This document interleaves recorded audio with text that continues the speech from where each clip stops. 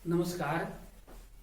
आज हम अध्ययन करेंगे उत्पादन की अवधारणा में परिवर्तनशील अनुपातों का नियम, लॉ ऑफ वेरिएबल प्रोपोर्शंस।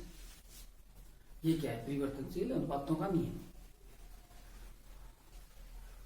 तो प्रोफेसर स्टिगलर के अनुसार यदि उत्पत्ति के अन्य साधनों की इकाई को स्थिर रखकर किसी साधन की समान इकाइयां जोड़ी जाए तो एक सीमा के पश्चात सीमांत उत्पत्ति यानी एमपी में कमी हो जाएगी। ये स्टिगलर ने बताया। और श्रीमती जॉन रॉबिन्सन के अनुसार कि परिवर्तनशील अनुपातों का नियम क्या है?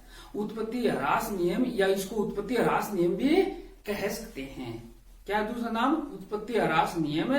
यह बताता है कि किसी एक उत्पत्ति के साधन की मात्रा को स्थिर रखा जाए तथा अन्य साधनों की मात्रा में उत्तरोत्तर वृद्धि की जाए तो एक निश्चित बिंदु के बाद उत्पादन में घटती हुई दर से वृद्धि होती है। ये तो थी परिवर्तनशील अनुपातों के नियम की परिभाषाएं। और अब है मान्यताएं।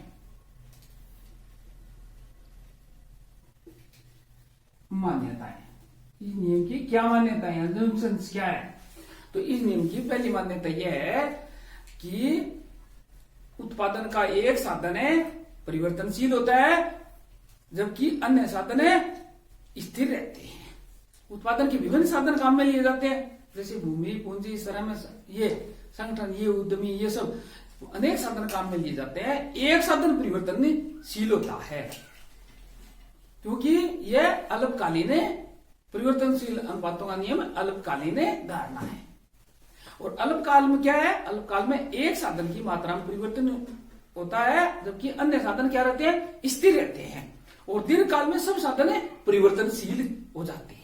ये इसके अंतर है अल्पकाल और दीर्घ काल में। और परिवर्तनशील अनुपातों का नियम अल्पकालीन धारणा है। तो उत्पादन का एक साधन परिवर्तनशील होता है जबकि अन्य साधन क्या होते हैं? स्थिर रहते हैं। दूसरी मान्यता यह है कि उत्पादन के साधनों के अनुपात में परिवर्तन संभव होता है। किसमें होता है? अनुपात में। अनुपात। और दीर्घकाल में क्या बदलता है? पैमाना बदलता है। ये ध्यान रखने लगे। इसमें क्या होता है? अनुपात में परिवर्तन होता है। और उत्पादन का एक साधन परिवर्तनशील होता है। कितना? एक साधन परिवर्तनशील। परिवर्तनशील अनुपातों के नियम में एक साधन परिवर्तनशील होता है और उनका अनुपात बदलता है, जबकि इनमें सभी साधन परिवर्तन दीर्घकाल की बात कर रहे हैं। दीर्घकाल में सभी साधन परिवर्तनशील हो जाते हैं और अनुपात नहीं बदलता, पैमाना बदलता है। और ये परिवर्तनशील अनुपातों का नियम है वो अल्पकालीन है और अल्पकाल में ये सत्य है। तीसरी, परिवर्तनशील साधन की सभी इकाइयां समरूप होती है। समरूप इकाइयां क्या होती है? समरूप, होमोजीनियस होती है इकाइयां। ऐसा नहीं कुछ छोटी कुछ बड़ी, इकाइयां समरूप होती है। उत्पादन की तकनीक में कोई परिवर्तन नहीं होता, टेक्नोलॉजी में कोई परिवर्तन नहीं होता। ये इसकी भी मान्यता है। यह नियम केवल अल्पकाल में लागू होता है। हम पहले बता चुके कि यह अल्पकालीन धारणा अल्पकाल में लागू होता है परिवर्तनशील अनुपातों का नियम। दीर्घकाल कभी कुल उत्पादन बढ़ती हुई दर से बढ़ता है। यह परिवर्तन कभी समान दर से व कभी घटती दर से होता है। ये इसकी मान्यताएं हैं। किसकी? परिवर्तनशील अनुपातों के नियम की। ये इनकी मान्यताएं। अब इनकी मान्यताओं और जो ये परिवर्तनशील अनुपातों का नियम है इसको हमें एक तालिका के माध्यम से और रेखा चित्र के माध्यम से समझेंगे। तो तालिका, इसकी तालिका बना लेते। ये तालिका है। तालिका में भूमि ले रखी है हमने। कौन कौन सी रखी है? भूमि एक टेयर में और श्रम की इकाइयां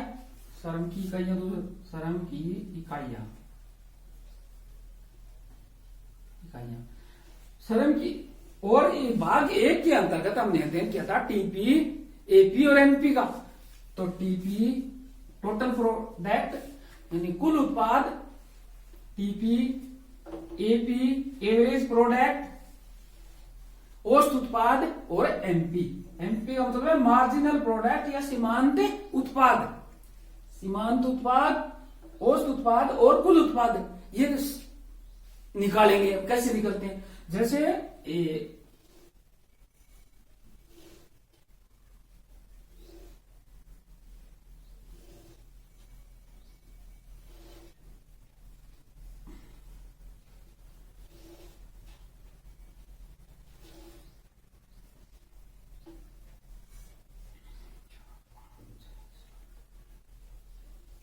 ये 8 इकाइयां हमने लिए, अब इनका निकालेंगे। कैसे निकालते हैं? श्रम की इकाइयां 0 से 0, 1, 2, 3, 4, 5, 6, 7 तक ली गई है। ठीक है। अब टीपी, टीपी दे रखा है मान लो 0, 6, 12, 21, 28, क्योंकि 28 बढ़ता हुआ होता है, 30, फिर 30 और फिर 30 और 28 ये दे रखा है टीपी। टीपी, एपी कैसे निकालते हैं? एपी, एपी निकालेंगे टीपी में किसका? श्रम की इकाइयों का भाग दे देंगे, या एल, इसको कहते हैं एल, इनका भाग दे देंगे। ये कितनी आएगी? 0। 6 में 1 का भाग देंगे, 6/1 तो 6, 12 में 2 का भाग देंगे तो 6, 21 में 3 का भाग देंगे तो एवरेज निकालना है, औसत निकालना है हमें, तो 7, 28 में 4 का भाग देंगे तो 7, 30 में 5 का भाग देंगे तो 6, और 30 में 6 का भाग देंगे तो 5, और ये 4। ये क्या निकली है? एवरेज प्रोडक्ट, औसत उत्पाद निकालते हैं। औसत उत्पाद कैसे निकालते हैं? अब हमें सीधे ही पूछे कोई कि औसत उत्पादन क्या है, औसत उत्पाद क्या है, तो क्या लिखेंगे? औसत उत्पाद कुल उत्पाद में श्रम की इकाइयों का भाग दे देंगे, या एल का, या उत्पादन की इकाइयों का भाग दे देंगे तो औसत निकल जाता है। ये इस प्रकार निकाल दिया। ठीक है, इसका भाग देकर अब एमपी निकालना है, मार्जिनल प्रोडक्ट, सीमांत उत्पाद। सीमांत उत्पाद किसे कहते हैं? एक इकाई में परिवर्तन के फलस्वरूप कुल में होने वाले परिवर्तन को, ये कुल है और इसमें परिवर्तन कितना हो रहा है, ये कितना आएगा? ये 0, यहां से 0 से कुल में परिवर्तन 0 से 6 का हो गया, 6 से 12 का 6 हो गया, 12 से 21 का 12, 9, 21 हो गए, इसमें 7 का हो गया, इसमें 2 का फर्क हो गया, एमपी 2, इसमें 0 का और इसमें -2 का। ये एमपी निकालते हैं। सीमांत उत्पाद, इसे अलग से भी क्वेश्चन पूछा जाता है कि सीमांत उत्पाद क्या है, औसत उत्पाद क्या है, कुल उत्पाद क्या है। सीमांत उत्पाद कैसे निकाला जाता है, औसत उत्पाद कैसे निकाला जाता है, इनके वक्र कैसे, इनकी कर्व कैसे बनाए जाते हैं, इनके कर्व बना लो, साइड में वक्र बन जाएंगे। तो ये था एक सारणी तालिका, तालिका के माध्यम से हमने ये देखा किस प्रकार निकाले जाती हैं ये, क्योंकि उत्पादन की धारणा है, प्रोडक्ट की धारणा है। अब देखो इसका डायग्राम तीनों का एक साथ बना देते और परिवर्तनशील अनुपातों का नियम। ये देखो 5, 10, 15, 20, 25 और 30 और 35 ये लिए एमपी, टीपी, एमपी और एपी, ये तीनों ही साइड में लिए गए, और यहां ली गई श्रम की इकाइयां। श्रम की इकाइयां जैसे श्रम की इकाइयां 0 और ये है 7 तक, 1, 2, 3, 4, 5, 6, 7 और 8 यहां तक लेते हैं। 0x और ये 0y x है। अब इस पर डायग्राम, इसका प्रेजेंटेशन करेंगे। प्रेजेंटेशन करेंगे तो 0 टीपी, देखो 0 टीपी बनाते हैं पहले, फिर 6, 1 पर 6, 1 पर 6, 2 पर 12, ये 2 है और ये 12, 3 पर 21, ये 3 है और ये 21, 4 पर 28, ये 4 है और ये 28, 5 पर 30, ये 5 है और ये 30, 6 पर 30, ये 6 और ये 30, 7 पर 28, ये 7 है और ये 28 है, ये 7 है। इस वक्र को मिला के इन बिंदुओं के मिलाने से जो वक्र बनेगा वो टीपी है। टीपी वक्र कुल उत्पाद वक्र कह सकते हैं इसको, कुल उत्पाद वक्र। ये अब देखो ये टीपी हो गया। अब इस एमपी को इसी प्रकार प्रदर्शित करते हैं, एपी को करेंगे। एपी 0, एपी फिर 6, 1 पर 6, ये 1 है यहां से 6, 2 पर 6, 2 पर भी 6, 2 पर भी 6, 3 पर 7, 4 पर 7, ये 4 पर 7, 5 पर 6, ये 5 पर 6 और 5 पर 5, 5 पर 5 है और 5 पर 6, 5 पर 6 और 6 पर 5 है, ये 6 और इससे थोड़ा सा कम, ये 5 और फिर 4, किस पर है 7 पर 4, ये 7 है और ये 4 है। ये कौन सा वक्र बन गया,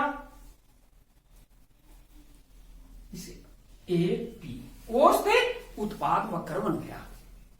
ठीक है, अब एमपी वक्र बनाएंगे। एमपी लास्ट ये तो 0 से शुरू, 0 फिर 6, 1 पर 6, ये 1 पर 6, 2 पर 6, ये 2 पर 6, 3 पर 9, ये 3 है और ये 9, 3 पर 9, 4 पर 7, ये 4 है और ये 7, ये दोनों यहां उच्चतम बिंदु पर 4 पर 7 है और फिर 5 पर 2, ये 5 है और 2 का है, ये 5 पर है 2, 5 पर 2 गए और 6 पर 0, ये 6 और ये 0 और 7 पर -2, 7 पर है, ये 7 है और ये -2 है। अब इन बिंदुओं को मिलाएंगे।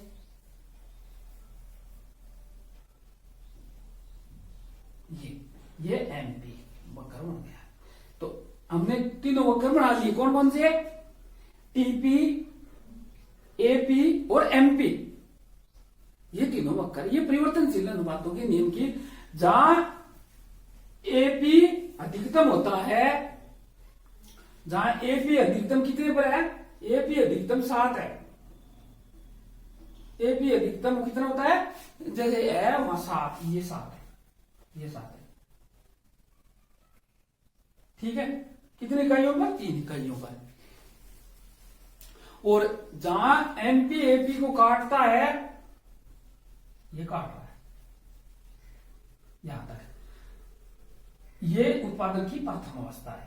और जहां एमपी 0 होता है वहां तक क्या होता है, ओटीपी अधिकतम होता है, वो द्वितीय अवस्था होती है, ये पर, और ये बात की तृतीय अवस्था होती है। तो उत्पादन की अवस्था कितनी होती है, जहां ये मोड़ का बिंदु कहते हैं इसको, मोड़ का बिंदु, मोड़ बिंदु या पॉइंट ऑफ फ्रैक्चर भी कह सकते हैं, पॉइंट ऑफ फ्रैक्चर मोड़ का बिंदु है, ये प्रथम अवस्था है, उत्पादन की प्रथम अवस्था है। कहां तक है, यहां तक, यहां काटते हैं, ये उत्पादन की द्वितीय अवस्था है और ये बाद वाली तृतीय अवस्था। उत्पादन की 3 अवस्थाएं, उत्पादन की परिवर्तनशील अनुपातों के नियम में 3 अवस्थाएं होती है। 3 अवस्थाएं कौन कौन सी, बढ़ते, पहली अवस्था है बढ़ते औसत उत्पादन की प्रथम अवस्था, बढ़ते औसत उत्पादन। इसमें क्या होता है, प्रारंभ में कुछ साधनों को स्थिर व श्रम को परिवर्तित करने पर उत्पादन में ये बढ़ती दर से, इसमें क्या होती है, वृद्धि होती है। स्थिर साधनों जैसे भूमि या पूंजी का आकार श्रम की तुलना में बहुत बड़ा होता है। शुरुआत में श्रम को क्रम से परिवर्तित करने पर स्थिर साधन का अधिक कुशलता पूर्वक उपयोग होने लगता है। ये बात इंपॉर्टेंट है, शुरू में क्या होता है, कुशलता पूर्वक उपयोग होने लगता है। परिणाम स्वरूप इसके क्या होता है, उत्पादन के साधनों के अनुपात की अनुकूलता के कारण साधनों के मध्य अच्छा तालमेल होने के कारण इनमें से पहली अवस्था में उत्पादन के साधनों तालमेल अच्छा होने के कारण उत्पादन बढ़ती दर से बढ़ता है, बढ़ती दर से बढ़ता है। पहली अवस्था की बात कर रहे हैं, बढ़ती दर से बढ़ता है। इस स्थिति को इस चित्र के में मध्य पहला भाग है ना, वहां इसको प्रदर्शित किया गया है।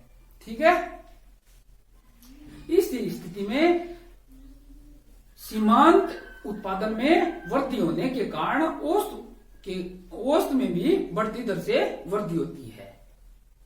ठीक है, और ये 0 से इस अवस्था को m तक कह सकते हैं, 0 से m तक कह सकते हैं। ठीक है, ये तो मोड़ के बिंदु, और इसके बाद क्या होता है, ये इस अवस्था को कह सकते हैं, ये m तक हो गई। और अब घटते बढ़ती द्वितीय अवस्था, उत्पादन की द्वितीय अवस्था क्षैतिज अक्ष पर है, यानी इस बिंदु से इस बिंदु तक ली गई है। ठीक है, द्वितीय अवस्था में कुल उत्पादन में घटती दर से वृद्धि होती है, घटती दर से वृद्धि होती है। दर क्या हो रही है, घट रही है, लेकिन टीपी तो बढ़ रहा होता है, लेकिन घटती दर से घट रहा है, टीपी कुल घट रहा है और वृद्धि हो रही है, घटती दर से वृद्धि होती है। द्वितीय अवस्था के बाद साधनों की अनुकूलता क्या हो जाती है, समाप्त हो जाती है। विशेष स्थितियों में स्थिर साधनों जैसे भूमि, पूंजी और श्रम का आकार अनुपातिक हो जाता है। स्थिर साधनों तथा श्रम के आकार की अनुपातिकता के कारण उत्पादन समान दर से बढ़ता है। जब द्वितीय अवस्था शुरू होती है, यानी द्वितीय अवस्था शुरू होती है, तो इसका आशय यह है कि जब सीमांत उत्पादन वक्र ऊपर से क्या होता है, औसत वक्र को काटते हुए बराबर होता है। द्वितीय अवस्था शुरू होती है तो यहां काटते हुए यहां से शुरू होती है द्वितीय अवस्था, और जहां एपी अधिकतम होता है वहां क्या होता है, एनपी अधिकतम होता है, वहां क्या होता है, ये मोड़ का बिंदु है।